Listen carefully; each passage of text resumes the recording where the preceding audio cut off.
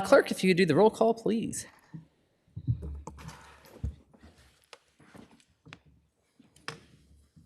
Ibiana Spencer, Carrie Diener, sorry, my apologies. Tara Rex, Michelle Patton Swisher, Eddie Oliver, Jennifer Montgomery, Rukia Fagans, Robin Robbins, Dr. Timmer, Delegate Anthony, Here. Delegate Cousins, Delegate Navarre, Delegate Griffin, Here. Delegate Price, Here. Senator Pekarsky, Senator Craig, Senator Rome. Madam Chair, 1, 2, 3, 4, 5. You have a quorum. We do have a quorum. Fantastic. All right, greetings. Well, first, welcome everyone. I'm so glad you're here. What I would like for us to do, just for the public first, is let's go down from all the way from, I guess, Springfield, from Mr. Robbins. Sorry, you look like Laura Jane for a second. We're going to go from here all the way over, and just if you could just tell everyone who you are or who you're with, if you are non-elected, and if you are elected, what area you represent and the localities within that area.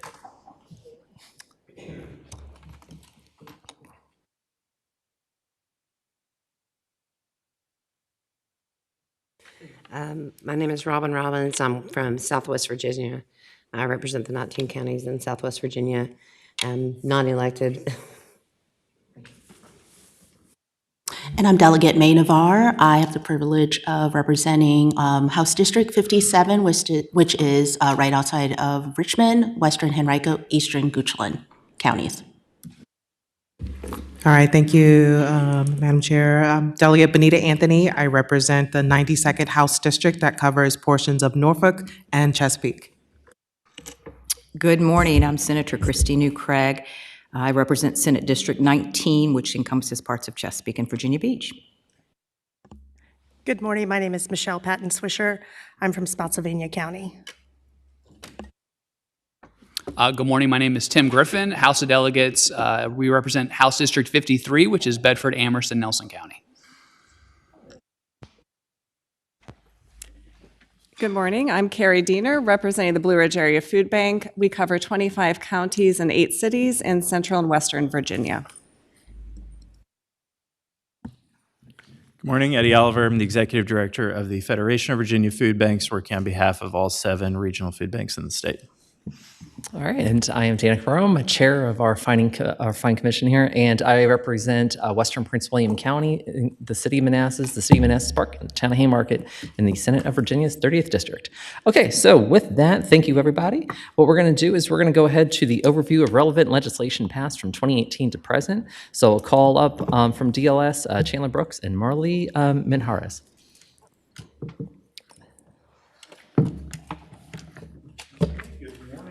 Good morning.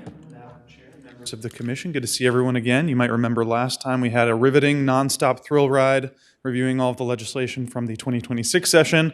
We had such a good time with that Madam Chair requested that we go all the way back to 2018 and take a look at some of the legislation that has passed related to the commission since then. So I'm going to cover sort of more broadly, but we're also going to cover more, we're kind of focusing on school meals, and I'm going to bring up my colleague Marley to do that in a few brief moments. But first, if you'll bear with me, we're going to cover everything that's not school meals related, but does fall under the purview of the commission. So we'll start with past bills from the 2025 session. The first of these is 2025 HB 1723 from our Vice Chair, Delegate Price. This bill directed VDSS to submit a report on improving access to and maximizing participation in federal food assistance programs.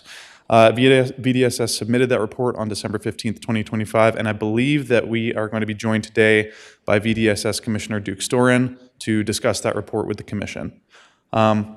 2025 HB 2240 and SB 1016 from Delegate Cousins and our Chair, Senator Rome.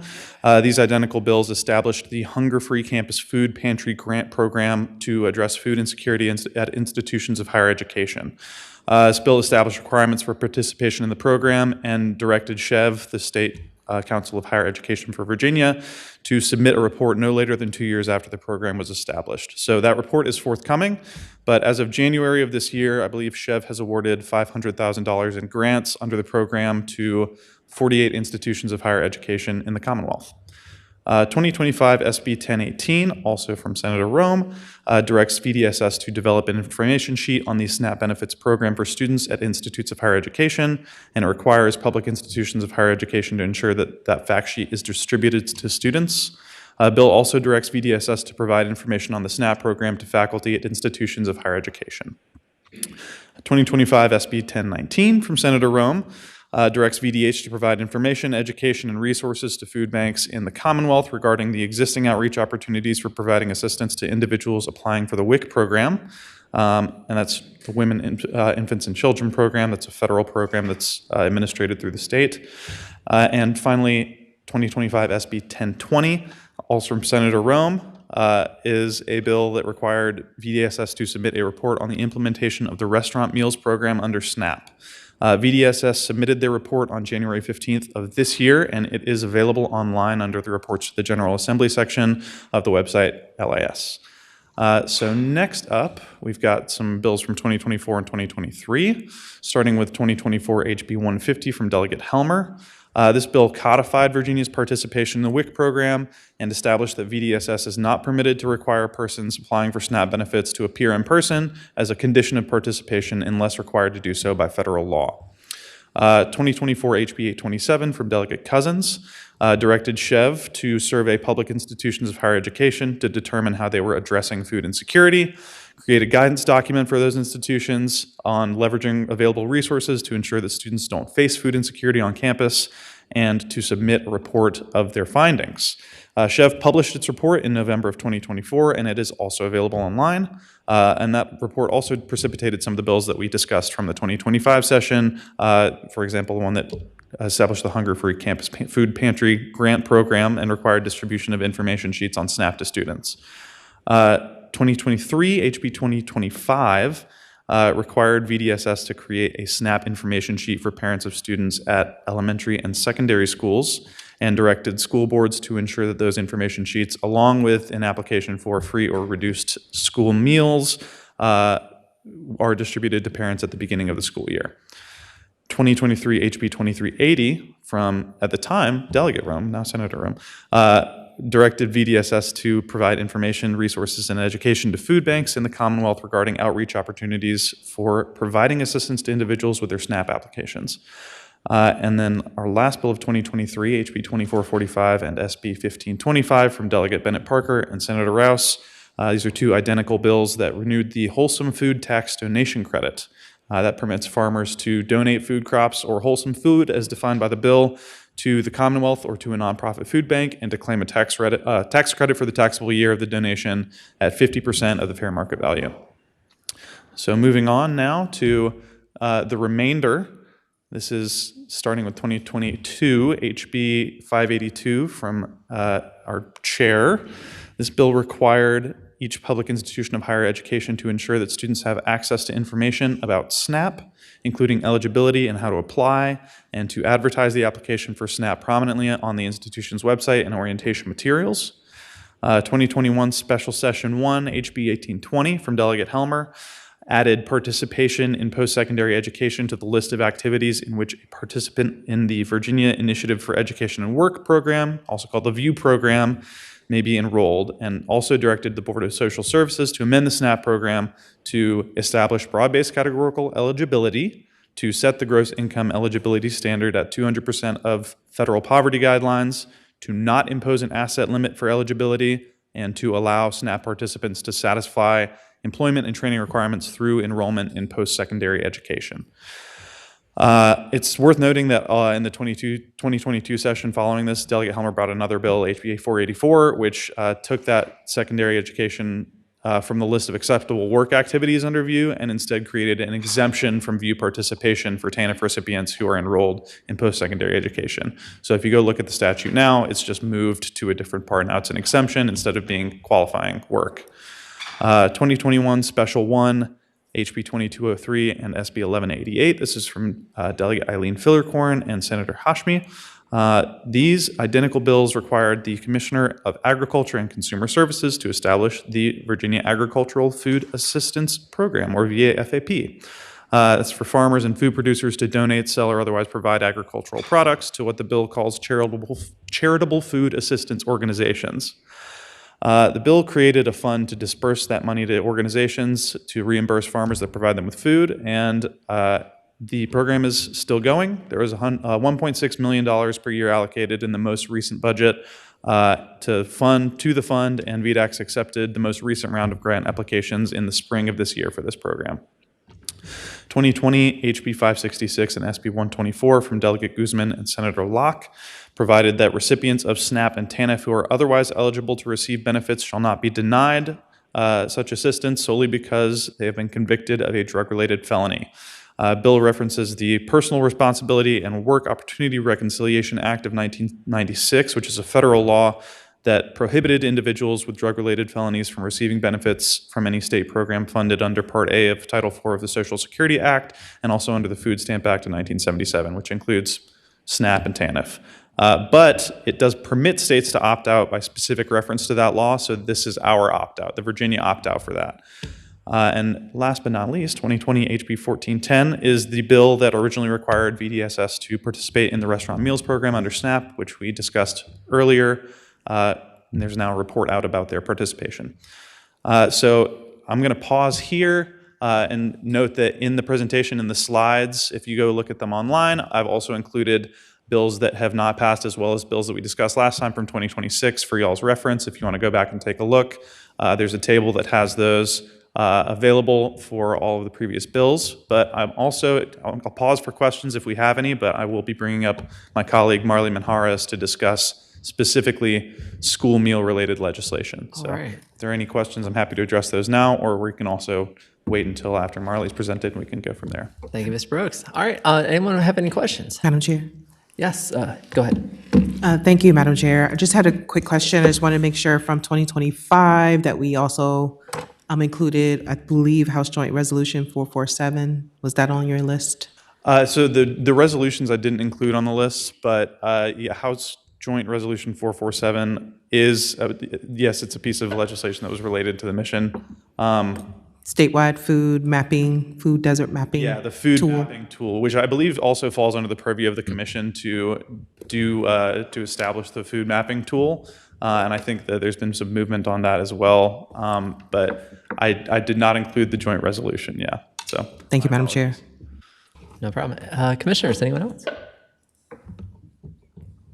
All right, well, first off, that was very thorough. Thank you for the non-school meals version of the story here. Really appreciate it. That was great. And also thank you for all the help that you did making sure that we had our agenda set for today as well. So thank you so much.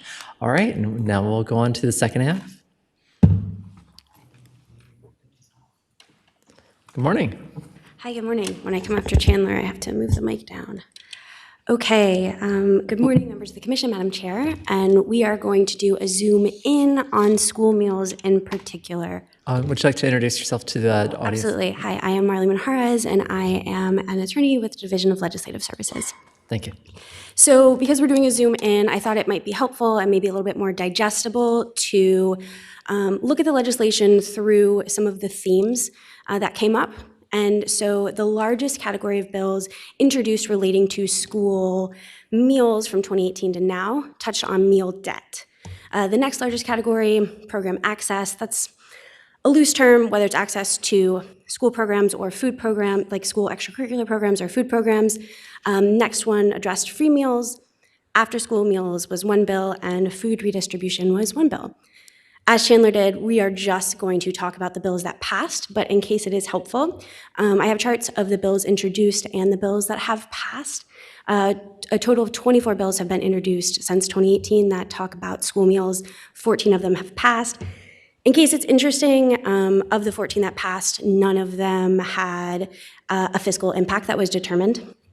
And for the purpose of the charts, there's a few bills that do more than one thing, and so they might be under meal debt as well as program access, or multiple categories. So we'll start with meal debt, and we're gonna go in reverse chronological order, starting in 2026, House Bill 210. And this bill is a recommendation of this commission, and it requires school boards to annually report their meal debt to the Department of Education, and that the Department of Education would then annually report aggregate that information and report it to the General Assembly. So that is an incoming report in November. In 2024, we had Senate Bill 283, and this is a bill that requires a stakeholder group to be convened by the Superintendent of Public Instruction and the Secretary of Education. This is a bill that asks the stakeholders to look at the impact of offering free school meals, options for reducing or eliminating meal debt, and recommendations for leveraging state and federal programs to help with the meal debt. This committee, this stakeholder group, I guess, reported to the Joint Committee on Elementary and Secondary Education Funding in November of 2024. In 2022, we had House Bill 583, and this is a bill prohibiting denying students the opportunity to participate in after or extracurricular activities if they have meal debt or if they are unable to pay for a meal. 2021 Special Session 1, we had House Bill 2013. This prohibits school boards from bringing suits against students or their parents if they do have meal debt. House Bill 697 in 2020, this prohibited school board employees from throwing away a student's meal after it had been served to them because they either couldn't pay for it or they had outstanding meal debt. House Bill 703 in 2020 permits school boards to solicit and receive donations for the purpose of eliminating school meal debt, with the requirement that any funds they did receive for that purpose were allocated only for that purpose. House Bill 1426 requires participation of schools in the National School Lunch and Breakfast programs. It makes any meal available pursuant to these programs. They must be given to any student who requests it, whether or not they have the money or whether or not they have outstanding meal debt. And it allows parents to request a meal be withheld from students. The final bill in this largest category is Senate Bill 840, House Bill 50, and this is a bill prohibiting school board employees from requiring students to do chores or other work to pay for their meals, or wear a wristband or have a hand stamp if they have meal debt or are unable to pay for their meal. It also requires any communication relating to collecting meal debt to be sent directly to parents and not to students themselves. And there were 14 total bills that were introduced that talked about meal debt. 8 of them passed. The next largest category is program access. Again, these are arbitrary categories, so this is both meal programs and extracurriculars, and 6 of those bills passed. So all of them. We have, in reverse chronological order, House Bill 2021, and this bill, sorry, give me a sec. Yes, okay, so this bill requires parents receive information on free and reduced meals at any back-to-school night. And so when they receive this information, it needs to be available both digitally and on paper, and parents must be able to fill out any application for free and reduced meals and submit them the night of back-to-school night. Then we have House Bill 583. We have already talked about this. This was also in the meal debt category. This is the bill that prohibits denying students opportunities to participate in extracurricular activities if they have meal debt. We have House Bill 587, also from 2022, which requires schools to process applications for breakfast and lunch programs within 6 working days of receipt of the application. House Bill 5113 from the 2020 Special Session 1 requires schools eligible to participate in the Community Eligibility Provision, or CEP, to apply. So if you're eligible, you must apply to participate. And it does allow for waivers if schools are not, it's not financially viable for schools to participate in the program. And House Bill 1426, this is a bill that requires participation, and this was in the meal debt category as well. It requires participation in the National School and Lunch Program, makes meals available if a student asks, regardless if they can pay for them. So we talked about that one on the last slide. And finally, we have House Bill 2400. This requires school boards to collect that, any school board that collects eligibility information for meal programs to prominently have web-based applications displayed on their website, and requires them to still have paper applications. So it allows for both types of applications available to parents. Free meals, I would say, is the next largest category, but you can see there's one bill here, and it's the next largest because it was the next largest introduced. So there was 5 total introduced, and only one of them has passed. That was in 2024, and we talked about this one under meal debt, but this is the stakeholder group that would report on cost of free meals, like what would it cost the state to have free meals available to students, and the impact of doing so, and options for reducing or eliminating meal debt. So this was a report that happened in 2024. There is one notable failed bill that's on the list in the back, just like Chandler had. That was a recommendation of this commission last year. And this was House Bill 96 and Senate Bill 4. And I'm just bringing it up because it was the commission's recommendation. It just happened last year. But this was a bill to make breakfast available to any student who requests the meal at no cost. And it calls for the Department of Education to reimburse each school for that meal being served. So the other of the free meal bills are substantially similar to this one, whether it's offering free breakfast or lunch, and you can find those at the end of the presentation. We got our one for one introduced, one passed after school meal bill. This is House Bill 2135, and this requires schools eligible to participate in the National After School Meal Program to apply for that program and to serve federally reimbursable meals, as well as offer after-school education opportunities. It requires the Department of Education to be the one administering that program here in Virginia, and does also allow for a waiver if this is not financially viable for schools. We have another one-for-one category, food redistribution. This is a 2024 bill, House Bill 698, that allows for distribution of excess food to students that are eligible for the National School Breakfast or Lunch Program, or any student that the school board itself determines is eligible. Excess food is defined in the bill, but it's any food that is unused, unopened, and unexpired. And a school board may also develop their own policy for distributing excess food or saving it for later or donating it. As mentioned before, 2 of those bills had reporting requirements. One of them, the first one that was passed this past session, is incoming in November, and this is an annual reporting requirement. This is the report that asks school boards to report to the Department of Education about their meal debt, and then for the Department of Education to aggregate that information and report it to the General Assembly. And then we had the 2024 report, Senate Bill 283, that is available online. As Chandler had, these are all here for you to review and see which ones passed, which didn't. Do we have any questions? All right, commissioners, questions? All right, first, thank you so much for the thoroughness of that presentation and for reviving my greatest hits. Really appreciate that. Yeah, it was And I will say though that we have so many more commissioners who've joined in the last few years. Where number one, it's really nice to have a lot more help now.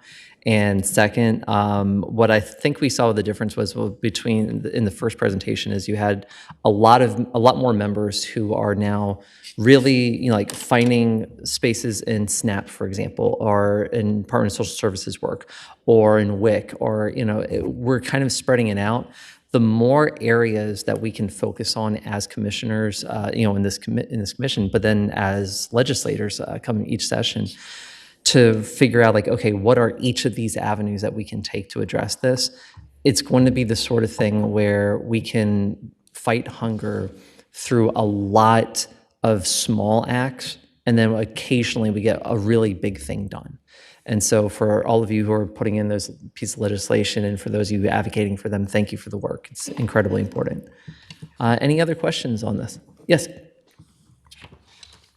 Is there a copy of the meal application that's given to parents that we could access? For free meal, the application that's given to parents to fill out for free meal access? So I think that it varies by school board. Each school board has their own application, and then they need to make it available on their website. So you could go to a particular school board that would have that application. You'd be able to find it on their website. So that application isn't standardized based on the state of Virginia? I don't know the answer to that. I'm happy to look into that and see if I can find a couple examples to send you. Okay. I think that was a great question, and maybe talking about standardization of that school meals application, that might be a good thing. We can, I'll tell you what, we've got Andrea Early from Prince William County who would be able to speak to that.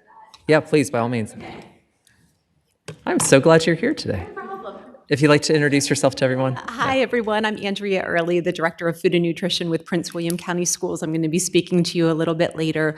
The answer is that there is kind of a standard federal application that can be edited by each school division. So there are standard components that each application needs to have. And so the state of Virginia will post a standard application on their website. It's part of our application package.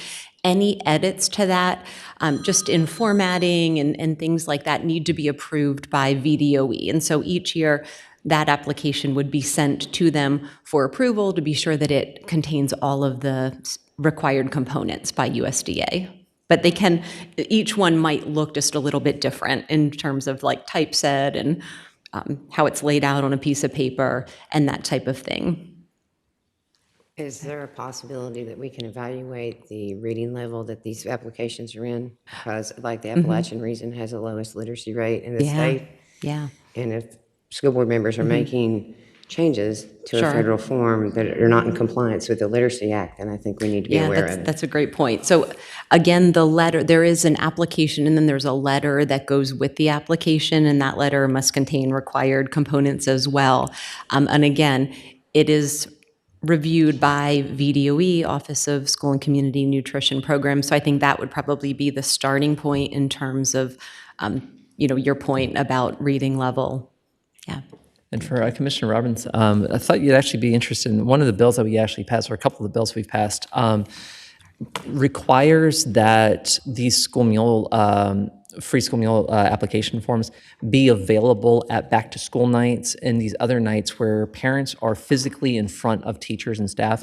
And one of the main reasons that I talked about, actually, like this is why we're bringing the bill forward in the first place, was specifically to make sure that people who have literacy challenges, who speak English as a second language, anything that comes in, that they have someone there who can help them get through that process.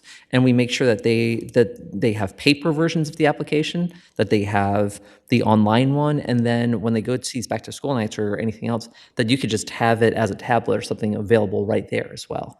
And, in 2019, I actually worked with Delegate Glenn Davis at the time. I drove all the way to Virginia Beach, and I appreciate it. And we hashed out this thing to make sure that every school division had an online application. And the reason for that was we wanted to reduce the potential of error rate, or making sure that the application actually got to a parent in the first place. One of the big problems we were seeing was that a paper either would be given to a child and it wouldn't make it home, there would be errors on it, or it wouldn't make it back, or there was another issue that was preventing a successful application from being processed. The computerized version of this ensures that we have the fewest error, the smallest error rate possible. Making sure that all the information is correct. And then we also make sure, with one of the bills that we passed, that the schools have basically 6 working days to turn it around and make sure that that's full. All right, any other questions? Or factoids? All right, we're good? All right, so thank you so much, Ms. Minhares, appreciate the work. All right, next up, Commissioner Duke Storin from the Department of Social Services, here to talk to us about improving access to USDA-funded food assistance programs in Virginia. Commissioner, welcome. Thank you, Madam Chair, Commissioners. It's a pleasure to be here today. I'm going to talk about the report that you saw the requirements in legislation that we had. It was published, I think, in December of 2025. And then I'm also going to sort of tease a few ideas for you and talk a little bit about some of the impacts of H.R. 1, because I think it's germane to your work and your conversation. Madam Chair, if that's all right, I'll proceed. Thank you. So this was the report mandate, a lot of good text, but the bottom line is, how can we make the federal nutrition programs more accessible and more effective? So I want to sort of highlight where the committee landed. So there's lots of work that can be done. but the committee focused on 3 populations that are underserved, particularly in the SNAP program. Seniors, defined as age 60 or higher, students in higher education, and households with families and children. So you can see here that we've got in SNAP an articulation of the number of individuals who are served versus the potential. So every gap here represents a household that really is unnecessarily hungry and not getting the food and nutrition that they need. So the focus of the study and the recommendations I'll talk about today are orienting around these 3 populations. There's more work to do. Somebody should have us do this again next year because there's never enough focus. If we are not at 100%, we're not doing our job. So this is really sort of a summary, and I'll kind of walk through. This is the heart and soul of the report. If you didn't want to read the entire report, you would look at this chart and understand what it means. So I'm going to go through the 3 target populations: seniors, students at higher ed, and families with children, and then talk a little bit about what the barriers are, the recommendations coming out, and to the extent that we have some progress on those recommendations already, or call out some challenges that we might need your partnership with, I'll do that. So the first is our seniors, individuals age 60 and above. What we have heard historically, and I used to work at USDA's Food Nutrition Service for years. I ran a whole campaign to enroll seniors in the SNAP program, and we've done focus groups. We've heard anecdotally from our food banks and our AAAs, and from our caseworkers. And the biggest barrier for seniors to participate is the perception that they don't really think their small benefit is worth it. So nationally and in Virginia, it's about 30% participation rate among eligible seniors. And so the first recommendation is to pass a state supplement to the SNAP benefit for seniors. So we have seen this happen in New York and in Maryland and a couple other states. And that benefit's been around $95 in multiple states. So of course we would be better and do a $100 supplement in Virginia. But I think that would be the one action that would be most impactful to raising participation among seniors, and it would help put money in their pockets. The problem is those all would have to be state general funds. The federal government is not going to change its eligibility and payment standards. The second is transportation limits to local office. There is a transportation network available through the AAAs and through many transit agencies. So it's really, can we make that existing resource available for this purpose by establishing, we call them mobile hubs here, or can we bring the application out to folks, right? So there's like 2 sides to this coin. We have at different times in Virginia over the years had mobile eligibility hubs. I think we still have 1 or 2 in Virginia. Can we extend that concept where we are going to where people are instead of requiring them to come to us? We know that there's some Medicaid participants that are eligible for SNAP and not participating. And now with the profound changes in H.R. 1 that create Medicaid work requirements, we have this opportunity, and we're actively working with DMAS on how can we take the moment of application for Medicaid, even if it's a Medicaid-only application, and say, look, you're probably eligible for SNAP, and let's get you participating in that program. If Medicaid expansion participants do participate in SNAP, and again, they raise that age limit up to 64, so we are talking seniors, that will provide benefits to the Commonwealth, not just on the SNAP side and for food security, but also help individuals meet their Medicaid work requirement because they can meet them through SNAP, through our SNAP employment and training program. No money to help Medicaid participants meet their work requirement. Zero coming from the feds. So we now have 550,000 people with a Medicaid work requirement starting January 1st, not a single dime from the federal government to pay for those services. In SNAP, we do have some resources, and so the more individuals on SNAP, the better for food security and healthcare access. It's a real win-win. So I've been back here at the state agency now for about 6 months. So we resurrected our MOU between Department of Health, DMAS, and DSS to do that three-way data exchange between WIC, Medicaid, and SNAP so that we can identify likely participants and then do affirmative outreach. That's part of what we're talking about here. That's moving through the legal process, but we did it once, so we feel confident the lawyers will allow us to quickly do it again. And then there's just administrative hurdles. We need to continue to do a better job streamlining our application process. The front end gateway to SNAP and many other programs is called Common Help. That is a great idea.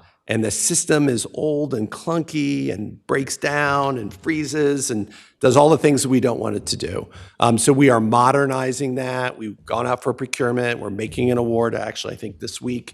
So this time next year, we'll have a new Common Help, and that will have a lot more features, including sort of natural language processing, sort of interactive bots. We'll be able to have it in multiple languages. We'll be able to make the font larger for people like me who may have a hard time reading those small fonts. So that's part of it. And then really, I think, I've been meeting with the AAAs and talking a little bit about how can we use the moment in time of home delivered meals also as a SNAP outreach moment. So Meals on Wheels is great, but let's make that a facilitated opportunity to help reduce some of these barriers. So moving on to students in higher learning, we see a number of challenges. One is predominantly just a lack of awareness that you could be in college or at a community college or other institution of higher education and actually eligible for SNAP. So it's predominantly an information gap. There are also things that we can do to determine that credit or non-credit programs at institutions of higher education are formally part of our SNAP employment and training program. This gets into the worst of bureaucracy, right, with the federal government and what they'll count and what they won't count and for whom.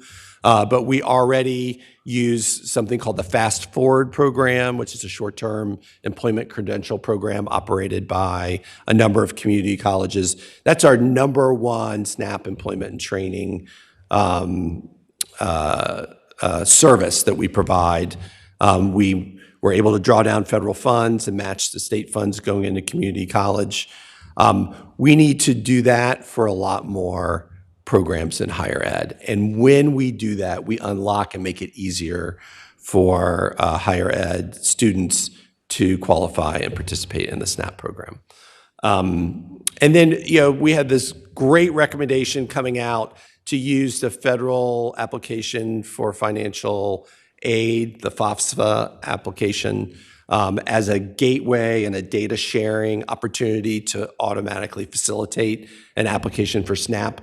The federal government, when I tell you chaos, does anybody here have college-age kids? Okay. If you've tried to use the FAFSA over the last 3 or 4 years, or 2 years, it's been in chaos, right? It's down, it's not working, they're making revisions to the rules. And so we have not made any progress to date in a partnership with the federal student aid to do that. We hope that their system and policy stabilizes and we'll be able to do that in the future. So moving on to families with children, again, we see some lack of awareness. The participation rate is actually high among families with children. It's 90 plus, but there's so many families with children who qualify, that we're still, and it's a big part of the population, so we're just still missing too many families with children. We think the work in schools and the outreach and the navigation, some of the great things we were talking about with the National School Lunch application, like applying some of those same standards and norms to SNAP outreach. We have a SNAP in Schools initiative. It's modest in its scope, it's effective in its implementation, and we want to find the resources to expand that. And then we really want to make sure that we're doing that sort of multiple nutrition program application. So if I apply for WIC, let's make sure I'm screening and applying for SNAP at the same time. Medicaid, energy assistance, housing assistance, right? Anywhere where low-income individuals are mediating an application, let's use that moment in time. And then, access, just sort of looking across the full breadth, our technology, like I talked about, Common Help as the primary public-facing, applicant and participant-facing gateway, that will be improved. We also have a integrated eligibility system called VACMS, which needs to be replaced. And that creates barriers for workers to process applications, creates errors in the payment accuracy, which will have penalties for the Commonwealth of Virginia. So we're going to start a modernization effort to replace that over the next few years. And then we just need to do a better job with awareness and education. So we don't have yet today an intentional earned media strategy as a state agency, and we need to work better with our local communities. We have great partners who do that work. A little shout out to the Federation of Virginia Food Banks and Eddie Oliver for all their great work as both a formal outreach partner and just sort of doing that outreach and application assistance every day. So many great community partners, but we need more of them. We need more intentional, provide them better tools. I just wanted to make you aware that over the last 12 months, we have seen a 14% decline in the SNAP participation rate in the Commonwealth.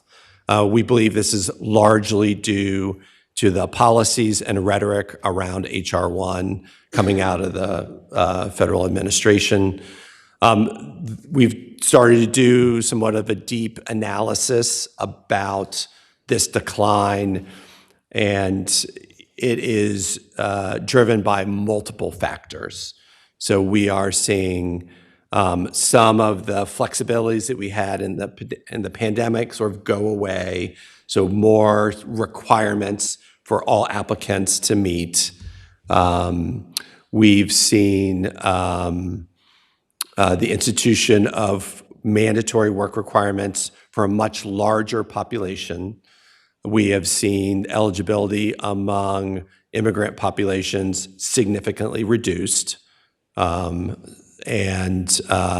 we're seeing what we really believe, and we've done some outreach to immigrant serving organizations through our local departments, community action agencies. I mean, we really feel like there's a sense of fear in the community that individuals' data will be shared with federal agencies that have nothing to do with implementing federal nutrition programs.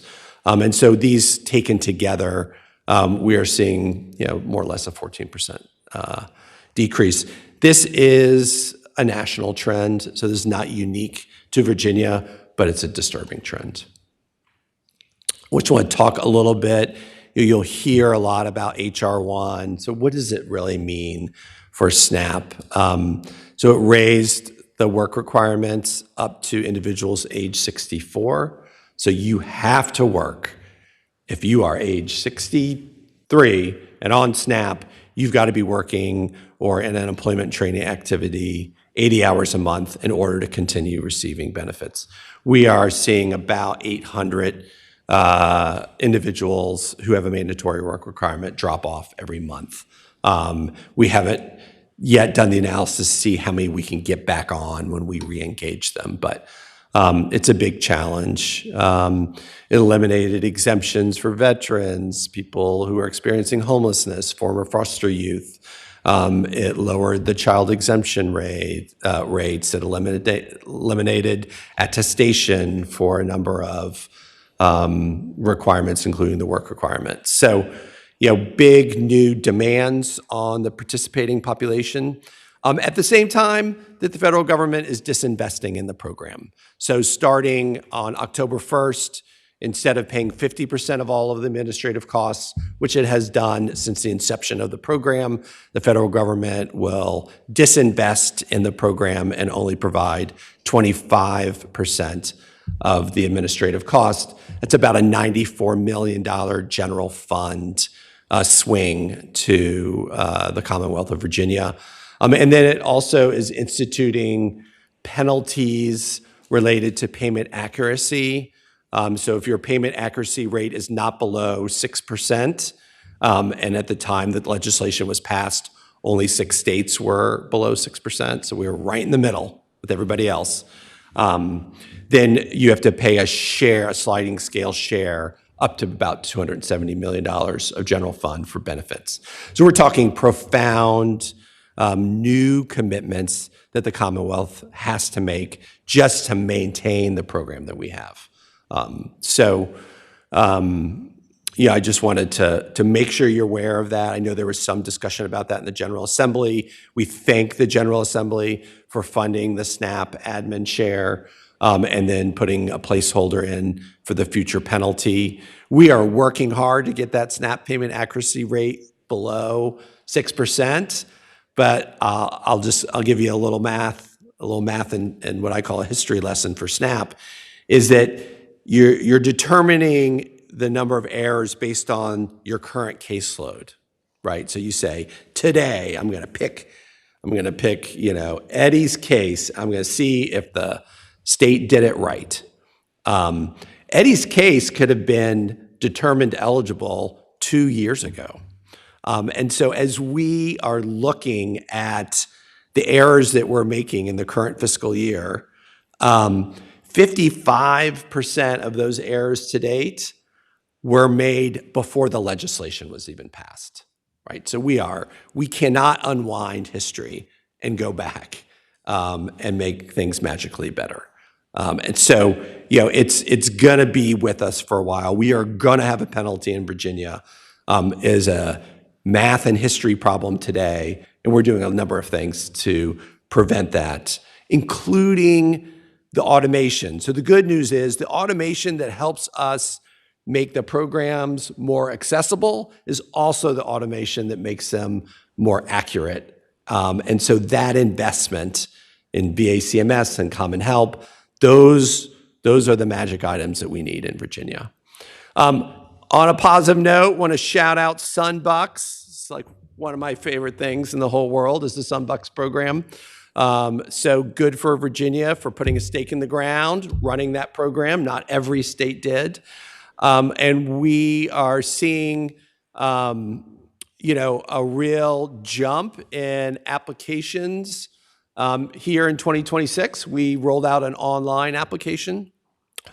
We used to have an application that was online.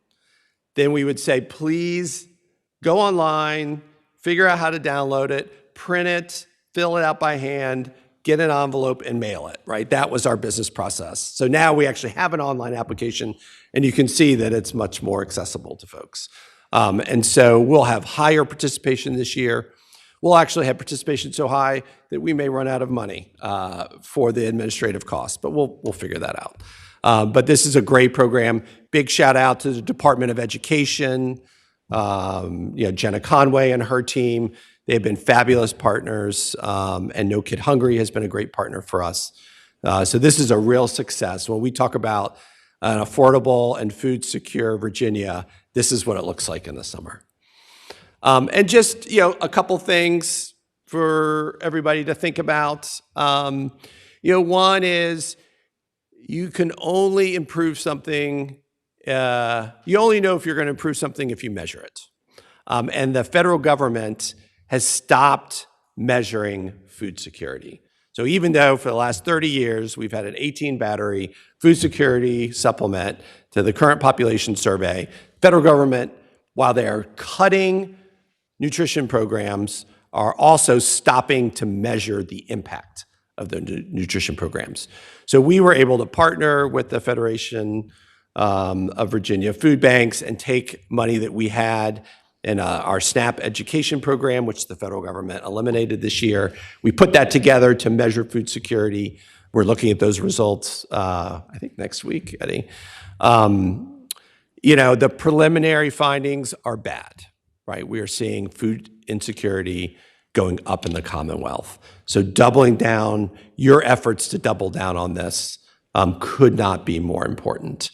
And we also are going to need help securing funding through public or private means so that we do this every year. We have to know how we're doing, right? We can't do all this work and not know if we're impacting food security. I talked a little bit about expanding multi-agency program matching and outreach. We already do it with the Department of Ed for Sunbucks and school meals, and now we're going to extend that with WIC and SNAP and Medicaid.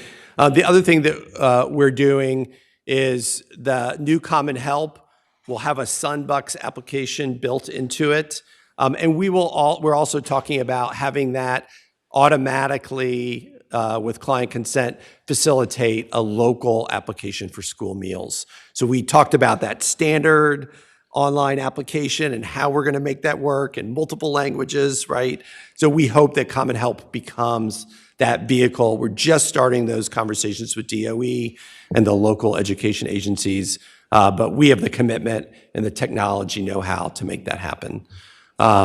We talked about expanding SNAP in schools, the senior SNAP benefit. We need to expand our SNAP employment and training program, both for the ABODs, right? Now we've got twice as many people with that requirement, and for students who are in higher ed. That takes money. The federal government will pay 50% of it, but we've got to come up with the other 50%. So it's a great opportunity to improve mobility, economic mobility, and food security.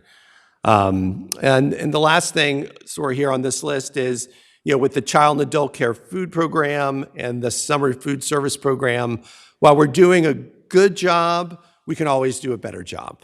And we don't see senior centers participating regularly in the Child and Adult Care Food Program, which could reimburse all those senior meals in many communities. And we don't see home-based childcare, family day homes participating either. And then for the Summer Food Service Program, that still operates in addition to Sunbucks, right? They are adjacent programs that complement each other. And we still have rural communities where we're not operating the non-congregate option.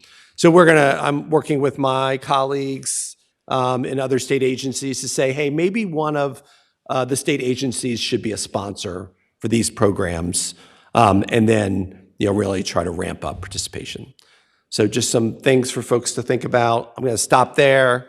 I've talked a lot. Love to entertain questions, ideas, things that we should do at the department to improve food security. Thank you, Commissioner. And in particular for the slides, barriers to solution and opportunities to strengthen food security. If you could, I guess if we could go back to, first let's do from barriers to solutions, that slide. If we can go on there are 14 items that are listed under recommendations. Yes. What I would like is, quickly, if you could go through which ones are going to be implemented or can be implemented administratively, and which ones do you need legislative help for? Basically, do we need to pass bills for? Because if you were an elected member of this commission, here are bill ideas for the upcoming session. And if you would like to put one of those in, please email the chair, because Sure. the chair will be very happy to entertain that. Great. So the first one would need both legislation and budget. Second one, it does not require legislation. With the reduction in SNAP administrative cost, finding new money to do this is going to be hard. So I would think a budget amendment to help support mobile mobile access. I mean, we're basically talking like really cool vans. They're going out that are determining eligibility. Just that's really what that means. Next one on sharing information is administrative. We're already doing it. Streamlining policies and these certifications we're already doing. FAFSA is administrative, if we can ever get the feds to play ball. Campus navigators would require budget, but not legislation. SNAP ENT exemptions is administrative, although there is a limit based on the funds that we have for expanding SNAP ENT writ large, but there are things we can do administratively that will help without budget as well. Sharing information is, on the last higher ed, is administrative. Expanding SNAP in schools is administrative. Budget helps it go faster and farther, but it can be done, and it's a matter of collaboration, intentionality and collaboration. Increasing awareness does not require legislation. Integrating the application process already in process. Sharing data in process. Modernizing infrastructure will require, we've already have the funds and are doing Common Help, so that has been already something the General Assembly has invested in. There'll be some ongoing AI consumption costs. The thing about AI is it's great, but they charge you when you use it, so we're going to need a little money for the ongoing costs. The General Assembly just gave us money to get the thing up and running. And then for VACMS, we'll need some resources in the public campaign. Okay, Yeah, so Commissioner, you only mentioned legislative for item number 1, which was enhanced baseline SNAP support for households, including elderly adults.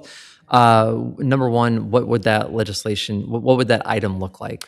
So that item would say that the Commonwealth of Virginia will implement a state supplement to the SNAP program that pays seniors on SNAP ages, whatever you want to choose, 60 and higher, a supplement of $100, and then would have a fiscal impact with that. All right, we will allot that one based on the 400-year-old tradition of dibs, if someone would like to call it.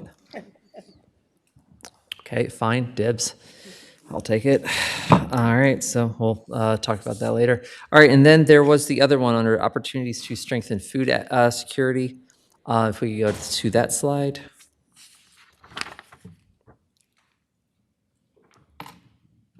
Okay, can you go through this one and do the same thing? Yeah, so measuring food security, we have the authority to do a study. We just don't have funds. I mean, we were able to find funds this year, but it's not in our base. The second one we're already doing, Common Help redesign we're already doing. SNAP in schools we just talked about, more goes faster and farther, but we can do it. We just talked about the minimum benefit. SNAP employment and training is just additional investments. Modernize the Virginia Fresh Match. I think I skipped over that inadvertently. Yeah, there is good technology out there to do this. I'm actually meeting with DARS about it tomorrow. But to make this available statewide, we would need funds. And then the state sponsorship for CACFP and SFSP, I don't think we need any legislation. I mean, it doesn't hurt to be directed to do things sometimes. So this would be something, for example, like I did this when I was commissioner previously for the summer food service program, so all my local departments could feed kids when they came in to apply for benefits. But personalities come and go, so being directed to do something like this makes it more institutionalized. Commissioners who would like to call dibs on state sponsorship? Dibs. Thank you. That goes to Delegate Anthony. Appreciate it. All right. Now, for some of the other ones, because you gave us a whole bunch of administrative things, I'm going to consider each of those eligible to fall under directives to do things. So if and when that comes up, for number one, for the legislators on here, if you would like to make those into directives for DSS to do so, please contact the commissioner and us. Other requests that I have for you is, you had mentioned the report that was very early in the presentation. If you or staff or someone could, or council could have an email sent to the commissioners, everyone, both legislative and non-electeds, to basically include that report so we can read through that and maybe pull some legislative ideas from there, that would be great. Absolutely. Okay, cool. All right, commissioners, questions? Madam Chair. Yes, Delegate Anthony, and then we'll have Commissioner Robbins. Thank you, Madam Chair. Commissioner, thank you for this presentation. As soon as you said the word automation, of course, my ears perked up. And I know that you're in procurement now, but when you mentioned about automation and Common Help, can you briefly describe how that automation will be used? You did briefly mention artificial intelligence. I'm interested simply because I think there needs to be extensive human review, and just want to make sure that the information that's fed for this automated processes are not biased, and what level of human review that goes into it, because that is an extension of how we, my purview is making sure that we have guardrails as well as protecting folks that are not inherently, just disenrolled because of an error in the automation. Thank you, Madam Chair. Yeah, thank you. It's a fantastic question. So I'll talk about that briefly. I'll start with the saying that, if you ask 5 artificial intelligence experts for a definition of AI, you'll get 8 different definitions, So AI means a lot of different things. In my response, I'll sort of talk about what does it mean in the context of Common Help, which what it doesn't mean is decision-making. So I just want to sort of put your, as I heard you intimate in your question, no artificial intelligence will be used to make any eligibility decisions. So Common Help is the front door to today, SNAP, TANF, energy assistance, Medicaid, and child care subsidy. We'll be adding WIC, Sunbucks, and over time we'll be looking to add voc rehab and other programs. And so we want to make that front door as easy as possible. We'll be using automation that is well tested in the market to do that. So when we talk about some of the components of that automation that will use artificial intelligence, one of them will be natural language processing. So if I'm an individual, instead of having to necessarily read through everything and understand everything and look up everything, I can be guided through that application through a conversation. Or I can ask questions. What do you mean by shelter deduction? Or do I have to upload my pay stub? Or are you going to be able to find my payment information somewhere else? So part of that is improving the customer experience by using natural language processing. Think it sort of chatbot-esque, but also available in multiple languages, verbally, written, text, online chat, sort of all of the above. The second is we want to use automation to reduce the hassle of paperwork that people have to do. So income is the one thing that all these programs have in common. So we want to be able to identify existing third-party sources of income so that folks don't have to go find, download, pick up, scan, send, mail, whatever, a pay stub. And so we are increasing the third-party data sources, including applicant or participant consent-based income verification. This is a new technology. So if I'm applying, I can say, you are allowed to look at my pay stub from my employer, and then it goes in and able to do this. This is particularly important as we see more and more gig economy employment that don't have these sort of standardized sort of Walmart, pay stub processes, because the income varies considerably week to week, day to day, month to month, and you have to sort of calculate and normalize that. And then intelligent document processing would be the other thing. Once we do have a document, it validates that a license is a license, a pay stub is a pay stub, right? You didn't upload your dog's license or something by accident, and then it extracts the data and places it in the eligibility system.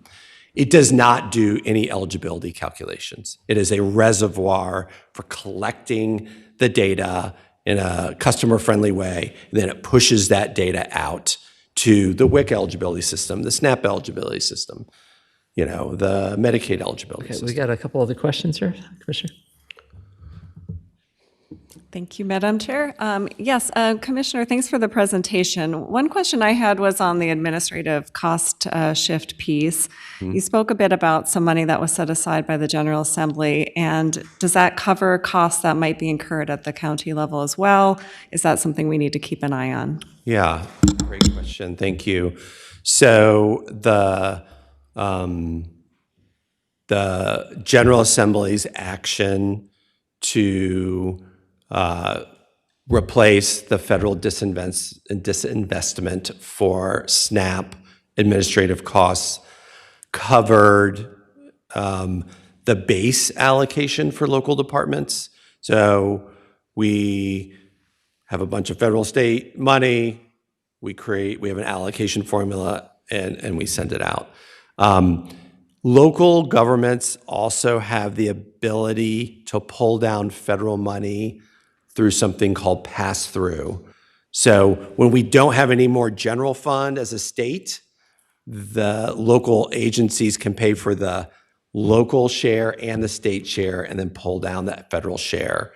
The General Assembly action did not account for the lost revenue for pass-through, which I believe was about $26 million. So that is a hole. So, we'll see how that shakes out, whether I'm sure some local agencies will be able to make that up and some won't. And so we could see fewer eligibility workers for SNAP as an implication of that. All right, Commissioner Oliver. Thank you, Madam Chair.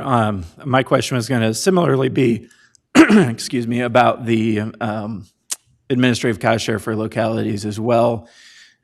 Some of us in the Virginia Food Access Coalition met with the Virginia League of Social Service Executives and VACO and VML yesterday to talk about this very issue. They estimate the gap could be closer to $45 million. And so that's something I think we need to keep an eye on. We want to assess the impacts at the local level and the loss in eligibility workers. There's already hiring freezes. We think that could really have a significant impact. The only other thing I wanted to note is that the administrative cost change also impacts those of us on the SNAP outreach contract. So thank you, Commissioner, for noting that we have several food banks, 5 of them that are active in SNAP outreach. We are looking at about $120,000 hole in our budget now because of this change to the 75-25 match. And so that's going to be another fiscal impact that would love to look at potentially filling in the budget as well. Thank you, Madam Chair, and thank you, Commissioner.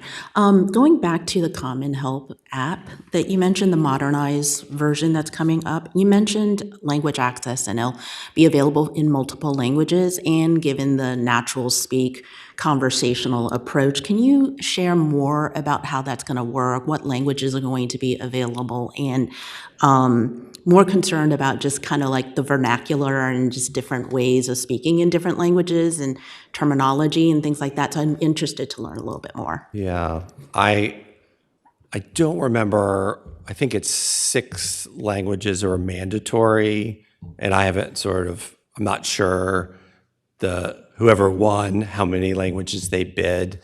So I don't have a list. I'd be happy to follow up with a list of languages as an action item.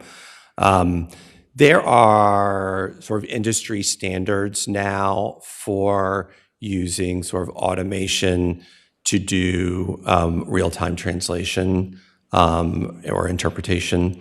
And so the solution will meet the standard that ensures that that is the appropriate quality.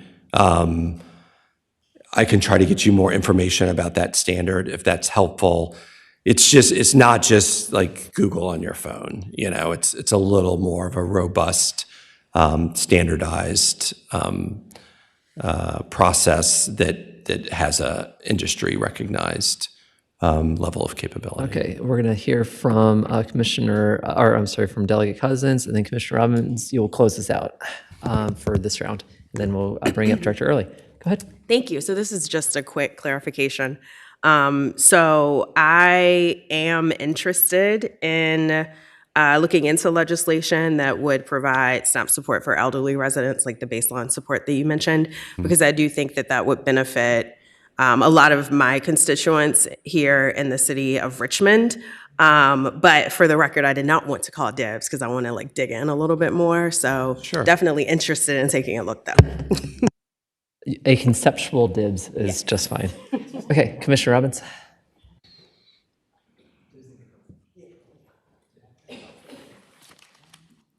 Thank you, Madam Chair, and thank you, Commissioner, for your detailed presentation.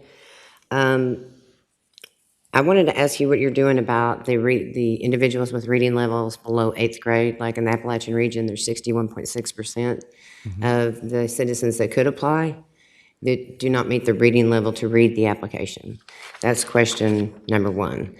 Number two, when Senator Rome asked about the legislation that could be introduced, your repetition of that's administration, but your administration costs have been cut.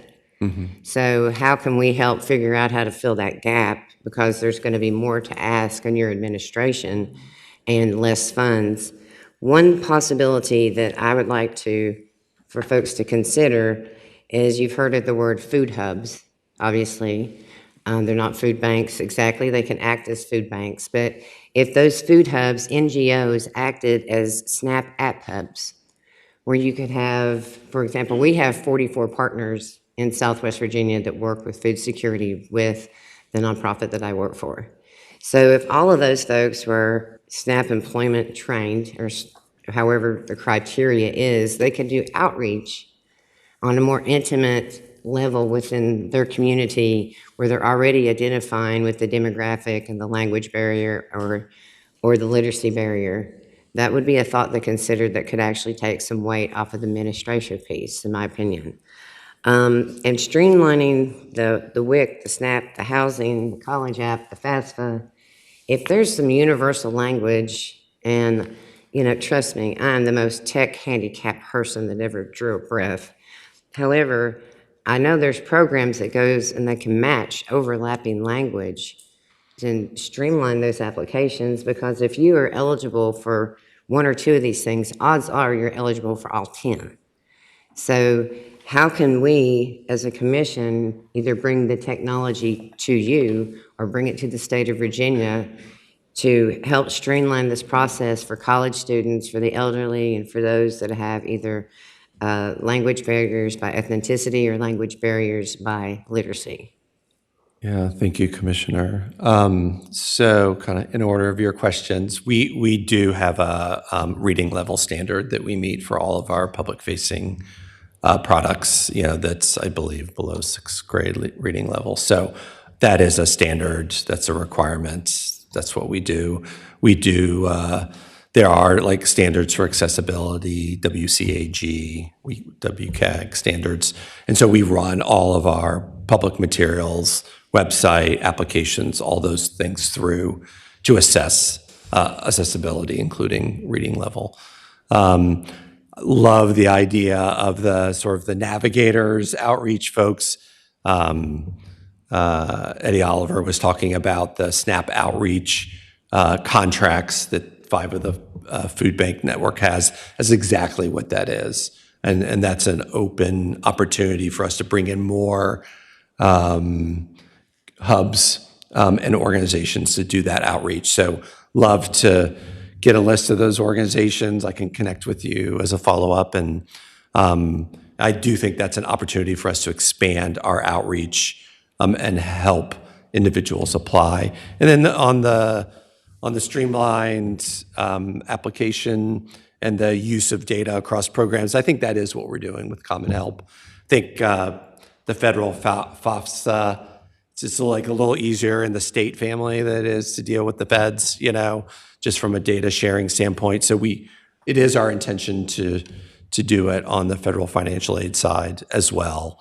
I just think as commissioners, hold us accountable for making sure that we do a good job and we do it right. And when I come back next year and do something similar, let's show you the Common Help application so you can give us some feedback. Thank you.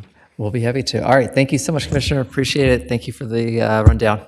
And we'll be in touch. Thank you. All right. Next up, all the way from Prince William County, from the Food and Nutrition Department, is Director Andrea Early. So happy to have you here. Welcome to Richmond. Thank you so much. All right, I think there are slides maybe coming. All right. Well, good morning. Thank you so much for having me today. As Senator Rowe mentioned, I'm Andrea Early. I'm the Director of Food and Nutrition with Prince William County Schools. I've been with the district for about 2.5 years, but I've been in the world of school nutrition for quite a while. Prior to coming to Prince William County, I was the director in Harrisonburg City Schools for about 21 years. So about 23 years in this world. I love it. It's just amazing work. I have felt very blessed to do it over most of my career.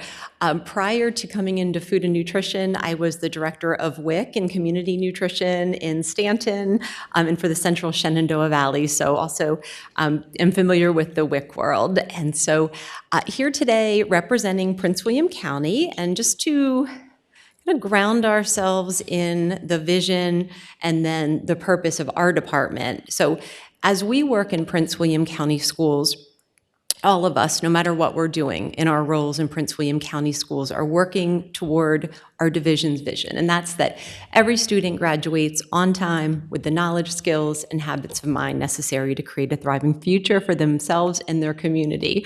Our superintendent, Dr. McDade, makes sure that we all know that vision, and it's so important, and we instill that in our staff, that what we do in our cafeteria space is such an important part, right? Kids can't learn if they're hungry. And so you can see that each department has a purpose statement. Ours is that we're supporting the health, wellness, and academic performance of every student by serving inclusive, nutritious, high-quality meals, providing nutrition education in a welcoming and safe environment. And as we've looked at our purpose statement, what we have realized is that we're really missing something that we talk about a lot, which is access to our meal programs. And so I think we need to go back to the drawing board and revamp our purpose statement a little bit. But wanted to just share that vision and purpose with you, and also a little bit about the district. So Prince William County is the second largest school division in the state. We have 97 school locations.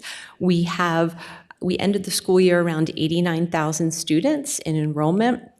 We're the most diverse division in the state, and we are big geographically, west to east. And so if I live in Woodbridge at the very end of Prince William County, and to get to Haymarket, it takes me about 50 minutes on a good day, right? If there's not a ton of traffic. So I'll also share that each of our schools has a fully functioning kitchen. We're preparing all the meals for students. And so it's just kind of like an important piece to know as I move into some of the other details of my presentation. So before we start to talk about CEP and some of the challenges in our world, I really want to share strategic priorities of our programming, and so that you can know that these are things that are going to go on, and we need the funding to keep things going. And so we're going to get to that in the financial piece of things. But I really wanted to share the priorities of our division's food and nutrition program, which are not unlike the priorities of truly most divisions in the state of Virginia. I've been very active in School Nutrition Association, and so I work closely with directors across the Commonwealth, and I would say that we share these priorities. I'm speaking on behalf of Prince William County, but these are the priorities of food and nutrition directors and programs across the Commonwealth.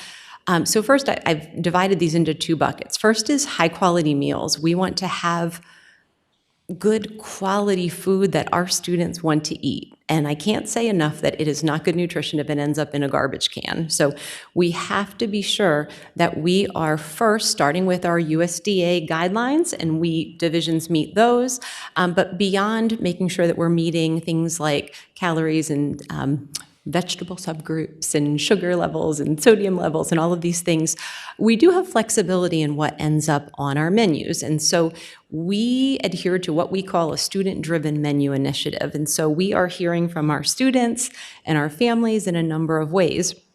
The first is participation data. We know what students take. When kids come through the lunch line, we ring up what they pick, and we know what the popular choices are. And so those can be menu drivers. And then we are also engaging with our students through focus groups. We're making sure that we're hearing student voice, we're hearing family voice, we're attending those back to school nights. And so we're not only sharing that free and reduced information, but we're hearing, what do you want to see on the menu? What do your children like to eat? What would you like to see for them? I'll give you an example of something. As I came to the county 2.5 years ago, we had so many families asking us for halal certified proteins on the menu. And so we looked at that. We were able to procure a couple of products that met that specification and include those on our menu. So again, responding to those communicated needs for our families. And our goal is always, if you want to have school meals with us, we want you to. We want to have something that you can choose, be it a cultural preference, be it a dietary accommodation for a medical reason. We work together to make sure that if you want to have school lunch and school breakfast, you can. We want to see you in the cafeteria. We are working on expanding scratch cooking. That's very important to us. And I want to share that while we're working on this, we also are serving a lot of meals. So the numbers are really staggering. When I just looked at what we did for last school year, we served 4,476,014 breakfast and 9,936,734 lunches in Prince William County. And the darn Snow Creek got us, because I really thought we were going to go over the 10 million mark this past school year. But it's a lot of meals, and we're also preparing food quickly. In some cases, lunch starts pretty early in the morning to make sure we have enough time for students to have lunch. And so the reality of every single item being scratch cooked in school meals is probably not realistic. And so we are trying to have as many scratch cooked items as we can, something every day, but knowing that we are also working with our industry partners to provide quality items. And so we're specifying higher quality, what we would call pre-prepared foods that help us to make sure that we are getting those meals out in a timely manner. So it really is, it's kind of a multi-pronged approach as what ends up on a tray. Additionally, we're expanding farm to school through strategic partnerships. It's really important to try to keep as many of these dollars as local as we can to support our local farmers, to bring really fresh products to our students, to additionally help our students understand where their food comes from and the farmers that grow them. And so we have entered into a partnership with a local aggregator and distributor of local products. So for us, local is Virginia and adjacent states, because we use so much food. When I was in Harrisonburg, we defined local as Virginia and kind of much closer to those 9 schools. So it really depends on the school division and how that definition is made. But again, we are expanding this partnership and adding additional items to our meals. This summer, we were able to provide all the produce that we served in our summer meals through this local aggregator, and that was really exciting. So that's the high quality meals piece. And then we're also looking at improving the access to our meal programs. And so how can we do that? It's not just participating in every federal child nutrition program. You also have to look at the reasons why students might not be participating in our meal programs. Yes. Director Early, we have a direct question there from Senator Newkirk. Oh, sure. Thank you. So I was honored to patron the farmer school bill with Senator Rome, but the Driven Meal Initiative. I was on the school board in Chesapeake for 12 years, and the one question I always got was, how do you make our lunches better? They're not good, and they don't eat them. They go in the trash can, and so it's wasted. I mean, I don't want to waste our money, but I also know that our children need nutrition to learn. And so expanding scratch foods, I think that is a wonderful, and I tell people all the time, so I owned a catering business and I'm Greek, so I love to cook. And my sister and I have a motto, making good food great. And so what we do is we take, already prepared mashed potatoes. And we add a little bit of real butter and real whipping cream, and no one can tell the difference. So I know scratch food is very difficult, but you can also make good food great by just adding some better ingredients to that. It'll less time, but our kids do. If they like the food, they're going to eat it. They're going to eat it, right? If it's in the trash can, it doesn't do you any good. So just think of that. Making good food great. I love that. I'm going to maybe steal that from you. But yeah, absolutely. We do a lot of what we would call flash scratch. So taking, one piece that's made already, like a cheese pizza that has a whole grain crust and lower sodium, and then we might top that with some diced local vegetables. And so it's, almost scratch, right? We have a helper, but it's getting out for that 10:30 lunch start. Yeah, thank you. Please continue. All right. Okay, so around improved access to meal programs, expansion of the community eligibility provision, I'm going to go into that in great detail, but again, CEP allows us to feed all students at no cost and without application. It's wonderful, and I'm going to tell you why it's wonderful in a coming slide, but always expanding CEP as much as possible. Expansion of alternative breakfast service models. So these are things like grab and go, breakfast in the classroom, second chance breakfast. We know that for many students, coming to the cafeteria first thing in the morning can be a barrier, even if we do a grab and go, which is the way we've done it for a lot of years in Prince William County. Come to the cafeteria, you get a little bag, grab your breakfast, and you can go to class. So that does help for sure.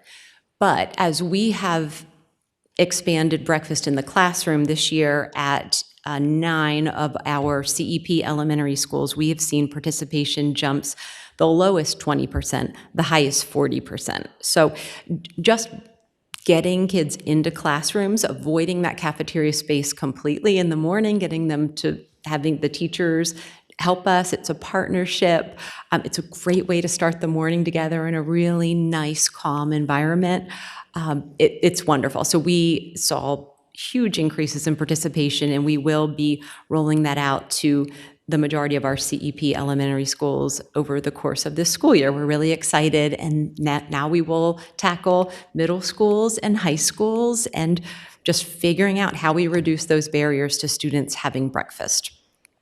Inclement weather meal distribution. This was a first for us this winter during the Snowcrete event, once the roads were clear enough, but everyone knows, everyone lived through it. We could clear roads, but school parking lots and sidewalks and everything, it took a long time. So once we were able to get to school locations, we opened up for parent pickup at 3 of our middle schools, and it was very, very busy. I did not jot down the exact number of meals we served, but we served many, many families during that time, which I think underscores how important school food is in the lives of families.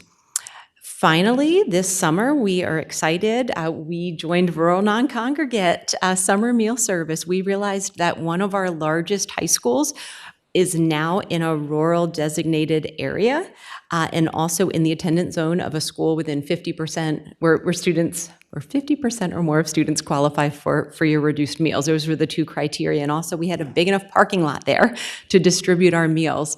And so we just wrapped that up last Wednesday, and we served over 114,000 meals this summer from that location alone, which greatly increased the number of summer meals that we served. We were able to send families home with meal kits that contained 5 breakfasts and 5 lunches per student, parent pickup.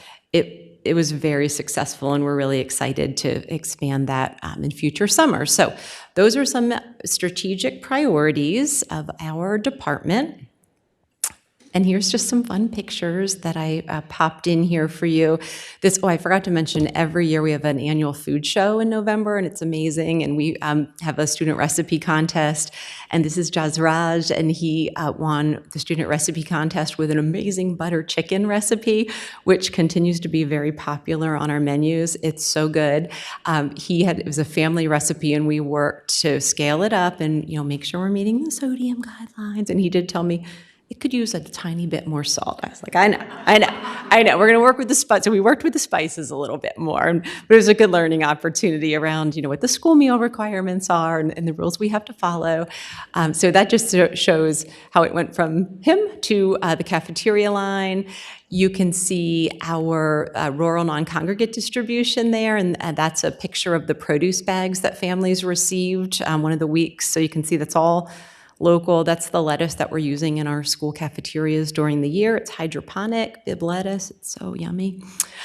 You see my friend having breakfast in the classroom, and she was really excited to be part of the promo video for Breakfast in the Classroom that goes out to principals that we're trying to get on board with the program. Our Kickin' Roasted Veggies, that's an example of a scratch-made recipe that we will change the vegetables through the year, swap them out seasonally, and then, there's me in a photo op because I don't go out and bake the bread all the time, just every once in a while, and I wish I would go do it more because that's really where the magic happens, and it's so fun, and I like to say I do know how to do it, okay, but I don't get to do it as often as I want to. All right, so let's talk more about CEP, Community Eligibility Program Expansion. It's so wonderful. And USDA, at the start of the 24-25 school year, lowered the ISP from 40% to 25%. What is ISP? Identified Student Percentage. This is the percentage of students in a school or a group of schools who are automatically eligible to receive free meals without application. So the largest number in that group are families who receive TANF or SNAP benefits, also income-eligible Medicaid, a smaller number who are unhoused, migrant, foster, Head Start. So all of those are qualifiers and part of that identified student percentage. So it was 40% for a long time. It was reduced to 25%. And so school divisions need to evaluate the feasibility of participating at lower ISPs, and that could be its own presentation around the finances and what you need to look at in deciding if it's financially viable to do that. We determined that we could support reducing to the 25% at the individual school level, not the district level. And so there's strategic grouping of schools to try to maximize your federal reimbursements. And again, that could be its own discussion. But we determined that we could do this, and we could add 24 more schools to CEP during the 24-25 school year. And I'm going to reflect on how that impacted meal debt in just a moment, but I wanted to talk about the benefits that we saw with this CEP expansion. First of all, we made free breakfast and lunch available to nearly 27,000 additional students in Prince William County schools. As we enter into this school year, if we look at our CEP locations, we have about 55,000 of our currently 86, we're still getting kids enrolled, right? Because we're leading in the weeks leading up to schools. But currently, we looked at the numbers this morning, about 55,000 are enrolled at CEP locations out of 86,000. So it's a big percentage. And then we also have our non-CEP locations where we have a portion of students who are directly certified, part of that ISP I mentioned, and those who will complete free and reduced applications, which right now, if we're looking at that, we're looking at mostly 30-day carryovers because most families haven't gone in everyone's in denial that it's going to have school in 3 weeks, right? But those applications will be coming in the coming weeks. And so we're looking at around 72, I believe, % of Prince William County students who will have access to no-cost meals, either through a CEP location or direct cert free lunch application at our non-CEPs. So this helps reduce financial barriers for families significantly. We try to keep our meal prices as low as we can. But again, when you live in Northern Virginia, it's expensive. I looked at the cutoff for a family of 4 to qualify for free or reduced meals at $61,000, which sounds like, well, that's not too bad, right? Like that, but the cost of rents in Northern Virginia are really high. Just it's everywhere, right? The cost of living is high. And so we know that there are many families who are above that threshold for whom it's just expensive out there. And so being able to provide meals at no cost, it reduces, it's one bill that we can help with and just level the playing field. It helps limit the growth of unpaid meal debt. I'm going to show you a chart that's going to show how it helped us with our meal debt. Really reduces stigma by just allowing students to eat. You just come in, you have breakfast and lunch, right? You're not the free kid, the not free kid. It's just part of the day to have breakfast and lunch. It does simplify meal access for both families and school staff. When I was in Harrisonburg, we were division-wide CEP. So when I came to Prince William County, I really had to refresh my memory on the free lunch application process and all the things that were involved in that process and verifying a certain portion of applications and collecting incomes to verify that at a certain time of year, because that had really gone off my radar for a few years while we had done division-wide CEP there. It definitely supports stronger participation in school meal programs. If we look at our rates of participation, they're significantly higher at our CEP locations, which makes sense. Yeah, question? Sorry. Yeah, Delegate Anthony, you had a question? Thank you, Madam Chair. Thank you, Director Early. I was analyzing some of our regions particularly in the Hampton Roads region for their CEP numbers. And Norfolk caught my eye particularly because I believe it was back in 2020 and 21, they expanded CEP. But noticed over time that their ISP numbers have been reduced. So I was just trying to clarify, I don't know if you mentioned if VDOE actually monitors or the financial sustainability of divisions when their ISP numbers drop. Yeah, so they do. We do enter monthly financial reports with VDOE, so that information is available. Okay, thank you, Madam Chair. Welcome. Yeah. Okay. All right. So here we go. Let's look at CEP participation data and meal debt. So just looking back as far as 2018 and 19, I will say we were not early adopters in CEP in Prince William County. We were going live with it in 21-22. That was the plan, but then we ended up all meals were available for free at that time because of the pandemic. But looking at 2018-19, where we didn't have any schools on CEP, you can see what the meal debt was. You see that it declined a little bit in 2019 and 20. Anybody remember why?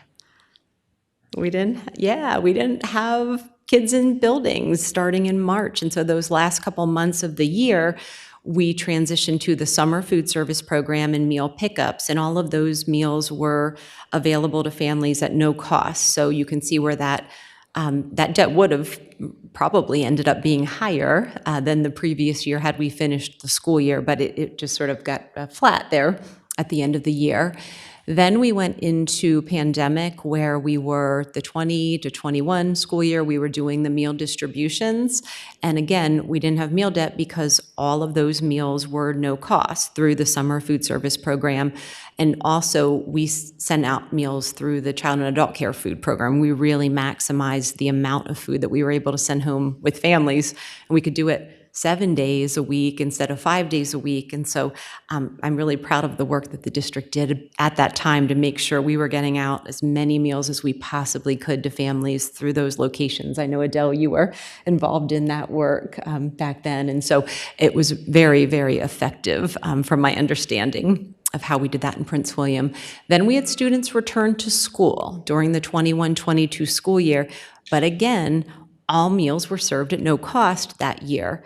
And that was amazing because, again, all of that administrative burden that comes with processing free and reduced applications or running some schools this way and some schools that way really was removed. And so school nutrition directors like myself and those of us across the country were really hopeful that maybe the federal government would figure this out and we would maintain a universal free meal program. We know that that didn't happen, and we went back to the standard way of doing business, which was either CEP or processing meal applications. We started CEP in 22-23 with 37 locations. That was at the 40% ISP, and I believe that was when your bill passed, Senator Rome. Is that right? At right around that time. Okay. And so we had 37 schools. You can see where we landed with meal debt that year. And then 23-24, we added a few additional. There was a big bump in meal debt that year, you can see. Our district has worked closely, and I know Adele's going to talk about some of the meal debt reduction strategies, but we, through the years has worked closely with community partners to help us reduce our levels of meal debt. But again, they are high. In 24-25, when we dropped that ISP to 25, we added 24 additional schools. You can see that the meal debt was cut in half by doing that. This year, the previous school year, we added one additional school, and you can see it inching back up again. So, but again, you can see the reduction in meal debt as a result of CEP participation. The numbers really speak for themselves. Okay, so how is meal debt managed? It's a big lift, honestly.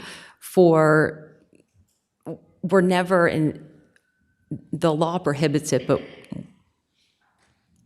no school should do it anyway, right? Like the denying of meals or making students work for meals or doing alternate meals, all these things that did happen previously across the country and in Virginia. Now we know in Virginia we've reviewed the legislation that prohibits these things, but again, I just thought I would mention that that's not happening, right? And that's great. We do try to keep our paid meal prices as low as we possibly can for those non-CEP schools, those schools that we can't qualify at this point. We want to try to keep those prices as reasonable as possible. All communication is going to go to parents and guardians. Like, we're not communicating meal debt information to children. That's going through our school status system. We work with principals, we work with school liaisons. We're always reminding parents and guardians about the availability of free and reduced price meal applications at our non-CEP schools. But again, it's so important to mention that that communication is directly with parents and guardians and not children.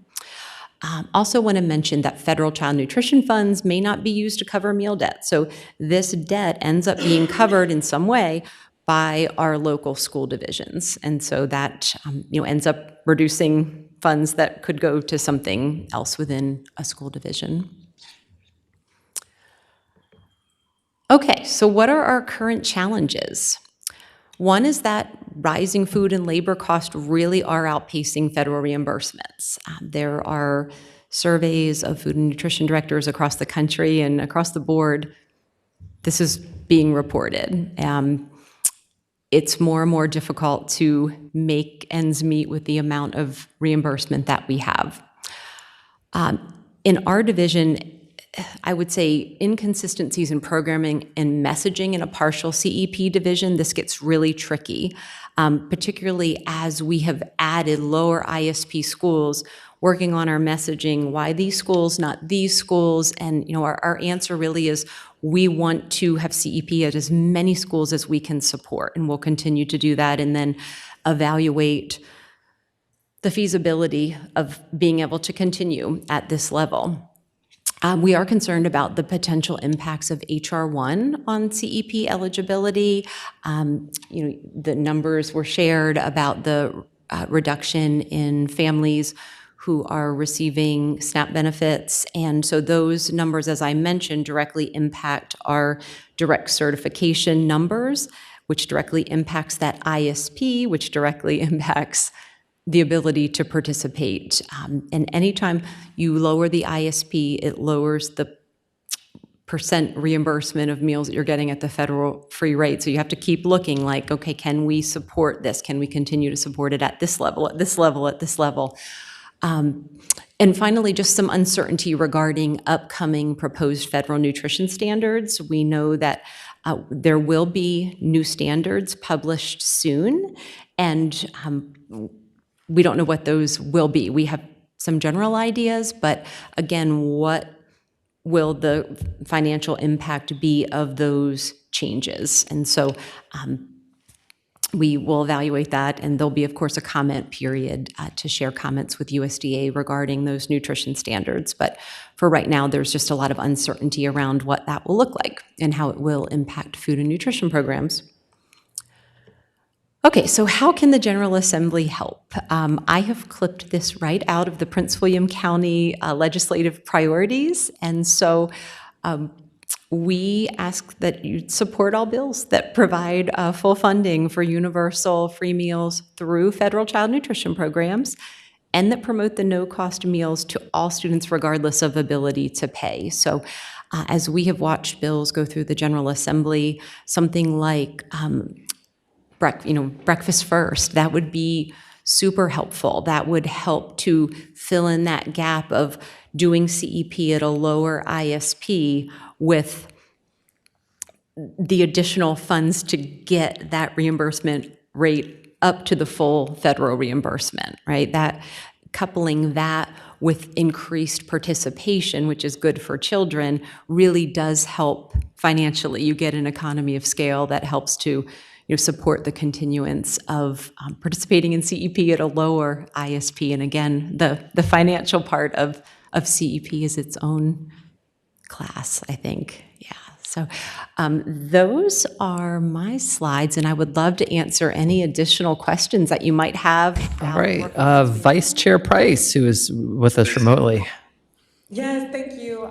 First, I want to say thank you so much for the information, because we know how important it is that kids eat because they're humans, but also so that they can succeed in school. I had a question. You all seem to be doing quite a bit when it comes to involving students in the meal selection, and even, with the aquaponics and things. From your knowledge of what other localities might be dealing with, is that something that's possible to kind of mandate that student input? So that's my first question, because I know not all areas are doing that. Luckily, mine is, they're doing like menu nights and things, right? So the students can vote.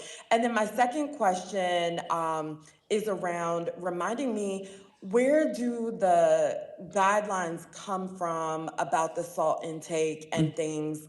So if we wanted to just tinker with those, do those come from the feds? I can't remember. Sure. Thank you. Yeah, great questions. Thank you. So your first question about mandating student involvement.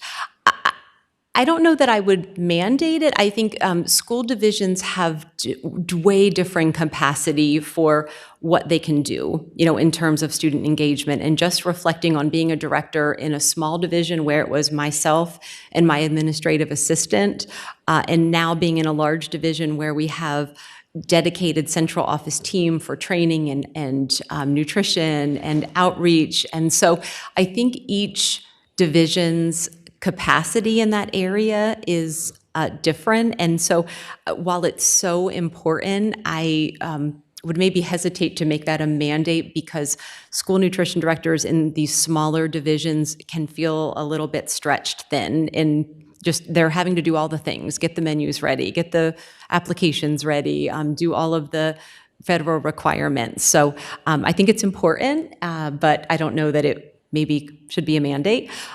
Secondly, sodium, that is part of our USDA guidelines. And so all of our meal pattern requirements are set by the federal government.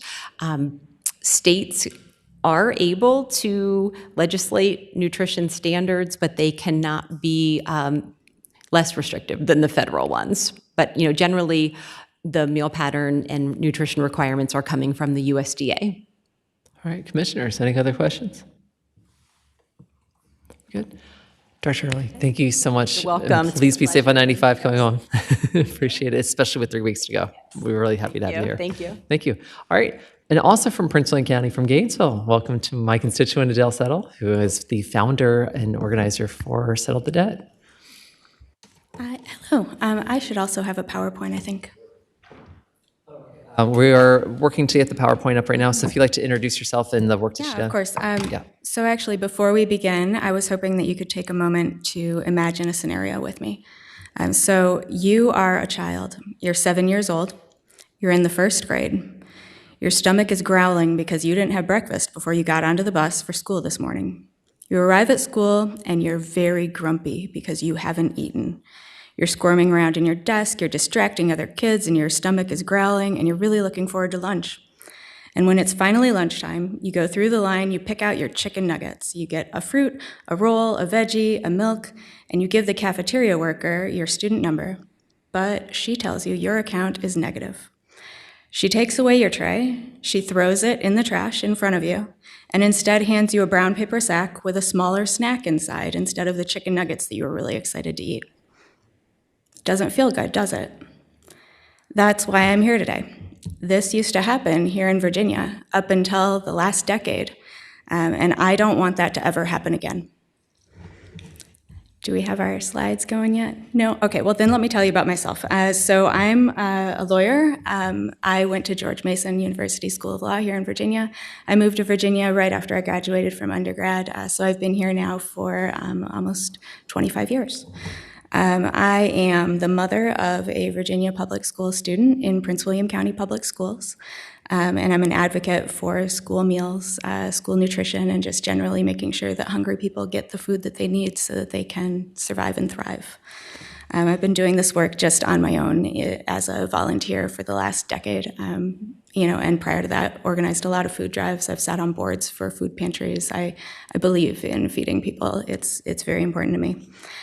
I began a nonprofit called Settle the Debt, and we advocate on behalf of students to receive meals without shame or stigma and work towards achieving universal school meals in Virginia. And I'm so grateful to be here today, so thank you for giving me the opportunity. Alrighty, we have our slideshow here. So here's who I am.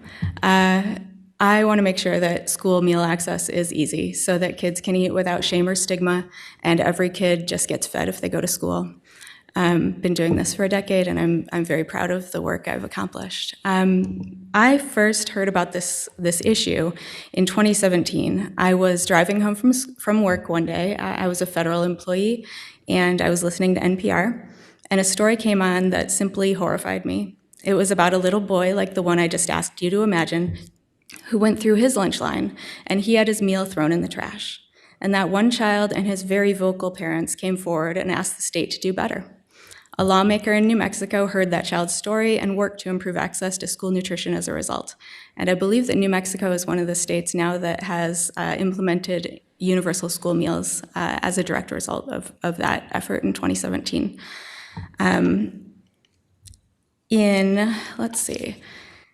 So let me back up a little. So after I heard that story on NPR, I was immediately concerned that the same thing was happening in my local schools. I remembered that these things did happen in my schools when I was a child, but I naively assumed that of course these policies would have been changed by now. Unfortunately, they had not. My 3 closest elementary schools all responded to my phone calls letting me know that they did have a substantial amount of school meal debt and they'd welcome the help in paying it off. I have amazing friends, and I posted on Facebook, and within a day, we'd raised enough to cover those first 3 schools' meal debt entirely. But after we'd paid off those first 3 schools, I asked around at the county level and was astonished to hear that the countywide school meal debt was in the 6 figures. I didn't think I could raise that much, but at least I could get started on trying to tackle the problem. And so that first year, I raised about $25,000, and that felt pretty good. It covered a lot of kids' meals, and it raised a lot of awareness. Ultimately, the big benefit there was just making sure that people knew this was a problem and getting the message out that we could actually fix it. Over the years, my nonprofit that I founded in 2019 has donated over $200,000, and I think it's around $250,000 when I add it all up, but in that range, back to Prince William County Schools in the form of donations for individual children who had especially horrible circumstances that just needed immediate help. Back when, if you had lunch debt, you would not be getting additional meals. So I paid off a lot of individual kids' meal debt just directly. I worked with PTOs to cover school meal debts in partnership with those PTOs and their contributions. And then I made larger donations to the school division's nonprofit arm. And the last time that we did that, it was about $65,000 in 2023. But every donation that we've been able to make reinforced a larger truth. Children should not have to depend on charity to eat lunch at school. So many students accrue meal debt because the federal income limits to qualify for free and reduced meals are very low, and they're not indexed to local cost of living. As you know, I live in Northern Virginia, and the cost of living is very high there. It's much higher than perhaps a rural town in a Midwestern state, for example. But the income level limits for qualifying for free or reduced are the same for families in both markets. That meant that a family of 3, like my family, earning over $35,000 in Northern Virginia wouldn't qualify for free meals, despite not making enough money to really ensure that their family could afford the most basic of necessities. But that same family earning $35,000 elsewhere might be in better financial shape just due to the lower cost of living. So there's a big donut hole problem of need in our schools. Families earn a little too much to qualify for those free or reduced meals, but in reality are still choosing between groceries, gas, rent, childcare, and medical bills. Sometimes that need is met through community eligibility provision, which I'm so incredibly grateful has expanded. It's done a remarkable amount of good in our community, and I continue to be grateful for it every day. But often children are left behind if their school doesn't qualify. For example, my kids' school, we're okay, we don't need free and reduced meals, but she would welcome it, and she very much enjoyed it during the 2020 and 2021 school years.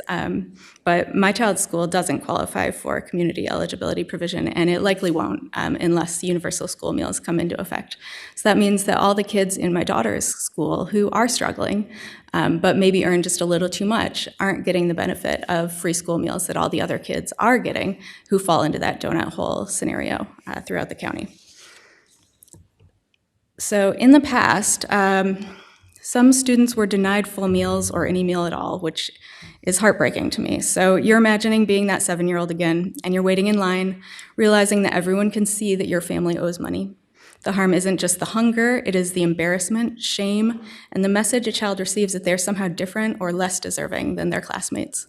When I became involved in school nutrition advocacy in 2017, Virginia public schools were not required to provide a meal for a student who couldn't pay for their meals if they didn't qualify for free school meals. Children were routinely denied full equal meals, and in some districts, instead were provided an alternative meal if they had gone into the negative on their accounts. I called school districts across the Commonwealth to ask about their nutrition policies, and that's actually, I think, the first time that I spoke with Dr. Early, to ask about what their districts were doing about school meal debt and if they offered alternative meals. But unfortunately, some schools even confirmed that they would flat out deny a child a meal. They would let that kid go hungry. If that kid went through the lunch line and didn't have any money on their account, they would simply not feed them. And that blew my mind. So I realized that solving a problem in Prince William County wasn't good enough. We needed to work more on a state level to try and make this a better and more cohesive process. Some schools offered credit to kids, which is kind of a funny concept. You could go into debt as a child. So in Fairfax County, for example, it was a $15 credit line. Prince William at the time, it was between $25 and $75 of meal credit, depending on their school grade. And then after they exceeded that credit limit in both districts, they would be given an alternative meal. That might include a Nutri-Grain bar, a cheese stick, and a milk. In other districts, a child would receive a cold cheese sandwich and milk, or similarly less nutritionally balanced meals with lower caloric content. Unfortunately, until the child's family was able to bring accounts back into the positive, children were often receiving those lesser meals for many days or weeks in a row at school. And that resulted in children experiencing shame and embarrassment if other students noticed what they were eating and knew why. Some students would tell me that they would simply not go through the lunch line rather than experience that feeling of shame. And so children were going hungry in our schools. Students were also punished for having school meal debt directly. School meal debt routinely resulted in students themselves being punished for having school meal debt, despite that debt being owed by the adults in the family. Students would be prohibited from participating in extracurricular activities such as sport teams. They could be excluded from walking across the stage to receive their diploma. They could be barred from participating in elementary school field days or excluded from field trips, and this resulted in children who were already experiencing high financial needs being held behind, again, intentionally, to encourage parents to pay off the school meal debts so their child wouldn't be harmed at school. Obviously, I felt this was wrong and should not continue, and thankfully, so did Senator Rome. So that brings us to our legislative advocacy, which I recognize that we've heard quite a lot about in the last while. So I'm not going to go through item by item here, but just so we're clear here, the bills that have been introduced and passed into law have made life in Virginia much better for children. We've tackled a lot of the shame and stigma challenges. We've made sure that no kid is denied a meal. If they go through the lunch line, they get fed, which is really the goal. Some of the progress that's important that we've made, meals must be provided. Debt notices go to the adults, not the children. We're not sending parents to collection agencies anymore for having school meal debt. We're not impacting their credit history so that they can't get an apartment or a job or a security clearance or anything else that they might need. So that has been resolved. Students can't be excluded from activities, and qualifying schools have to participate in CEP, which is wonderful. So we have some goals left ahead, though.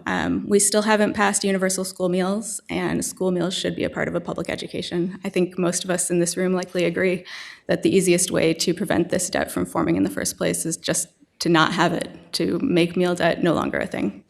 And that would be my deepest hope here. We are not the only state that's considering universal school meals. 9 states have already passed universal school meals. 4, including Arkansas in the South, have passed universal breakfast, which is awesome. And many others, I know it's amazing, many others are working towards this progress alongside Virginia. So we are in good company, and there's a lot of model legislation out there that we can look to, a lot of funding mechanisms, tax mechanisms, different means to pay for it. So there's a lot to look at, and we can find something that works for Virginia amongst those various examples. We don't have to invent this path from scratch. We can join an existing path. So we learned a lot from COVID-era universal meals. We learned that it works. During 2020 to 2021, and then again in 21 to 22, every child received breakfast and lunch at no charge. This enabled parents to set those funds aside for critical bills such as housing, medical care, childcare, and other necessities during a time of substantial economic upheaval. Parents of all socioeconomic statuses and backgrounds were relieved not to have to worry about packing lunches or budgeting for school meals. I can tell you my neighborhood is pretty well off. The people who live in my area are not struggling day to day to pay for groceries. However, they were all so relieved. The neighborhood chatter pages were exploding with joy that parents did not have to figure out how to send a meal, and they were really happy with what their child received at school. I can also say, I know there were concerns earlier about the quality of school meals and if they're being thrown away. I volunteer as a lunch volunteer regularly at my daughter's school. I can see that kids are eating these meals, that they enjoy the vast majority of them. They do throw away, like, the broccoli salad. I know, but I mean, there is the occasional item that maybe kids are not loving. They don't like raisins. They don't want broccoli salad. But the majority of the kids are eating, they love their chicken nuggets, they love the pizza days, the pizza sticks are awesome, they love the chicken sandwiches. There's a spicy chicken sandwich that rivals some of the fast food companies out there that is really quite good. We have a lot of great options, and the kids are eating really well. So I want to make sure that you understand that the kids are enjoying their meals, at least in Prince William County, and they're getting a really balanced plate of food, which I'm very proud of. So during COVID, we saw that it worked. We worked together. We provided those drive-up meals. We developed a community of folks that would share their items. So if one kid got a ton of yogurts and another kid got something else that they didn't want, they could trade. And so we set up kind of a, like a old-fashioned kind of barter and trade, website, basically, where everyone could mix and match and get what they needed. But ultimately, universal school meals really just matter. It'll reduce family stress, it'll increase participation, and it supports learning. So a student who has eaten more is able to listen, learn, participate, regulate emotions, and get through the day. Universal meals are not an extra benefit, but they are a critical support that make learning possible. We also know that providing school meals to children has obvious benefits to society beyond ensuring that children don't go hungry, which is my biggest reason. But we also know that if a child's family is struggling financially and the child knows that they will receive breakfast and lunch at school, that child is more likely to attend school. Attendance is critical towards ensuring a child's success. We also know that a child who is well-fed and has eaten a balanced meal performs better on tests and has better behavior in classrooms. There are also benefits for schools if you pass universal school meals. There's lower administrative burdens. You can order food more predictably. You can, just use the scale. We can scale up purchases and purchase things at lower prices. So ultimately, it'll reduce the time spent, potentially the time spent in lines, eliminating overhead costs of payment systems. Monitoring individual student debt won't have to happen, and debt collection efforts obviously won't be needed anymore. So it allows a school to focus on feeding and educating children, which is what they should be doing. And as we learned earlier, that meal debt still hurts school budgets. I get it. We work together to make all these laws happen, and those laws do have consequences in the real world. But ultimately, those consequences were worth it when you look at the fact that kids aren't going hungry anymore. Kids can't be denied that meal in school anymore, and of course that does result in more school meal debt. But as we have seen, the increase in CEP eligibility has really cut down on those debts and made the situation easier for schools to manage. I would also throw out there that Prince William County has done a great thing this past year, and now they put the school meal debt on the top of the school budget, so it comes off of the budget for the entire division, instead of the old way, which used to be that the school where the debt was incurred would have to pay off that debt. So if you think about how many kids are disadvantaged in a certain school, the higher the debt level is, that means those are more kids who need more benefits. They need more access to extras. They need that additional reading specialist. They need that extra playground equipment. They need that extra set of laptops. But instead, individual schools were having to take that money out of like the principal's discretionary fund, basically, to cover a school meal debt, which reduced opportunities for kids. Now it's coming off the top of the entire school budget, so it's spread out amongst schools equally, and it's just felt much less painfully at each individual school level. So it's been great, and I would very much encourage legislation, perhaps, suggesting that that be a next step. If we're not going to pass universal school meals, that would be something handy that one could do, because it's been very successful, I think, in Prince William County. Ultimately, Virginia should fund universal school meals. That's what I'm here asking for. I know it will work, and I know that our kids deserve it, and our kids need it. And as the economy gets tighter and tighter, as prices go up, Virginians are going to need it more and more. All right. And that's everything. I'm happy to answer questions if you have any. And Thank you. That was wonderful. All right, questions, commissioners? Anyone? Or is everyone really in the mood for lunch? All right. Well, thank you for making the trek all the way here today appreciate your and time. for Thank you all. everything. All right. Well, then, public comment. Anyone from the public who wishes to speak? Now is a great time to do it. Going once, going twice. Sold for a buck. All right, and then announcements. Do our staff or council have any announcements? Cool. Then at this point, we are going to determine the next meeting date, probably be some point in September. Put your legislative hats on because we are going to be preparing our legislative agenda for that time. Commissioner Robbins, did you have some? I assume, Senator Rome, you're going to take on the budget the debt going at the top of the budget. Groovy. Cool. Okay. All right. Thank you. Other than that, I'll take a motion to adjourn. So moved. Motion is made and properly second to adjourn the Virginia Commission on Hungary meeting today. All those in favor, please indicate your vote by saying aye. Aye. All those opposed, congratulations. Our meeting is adjourned.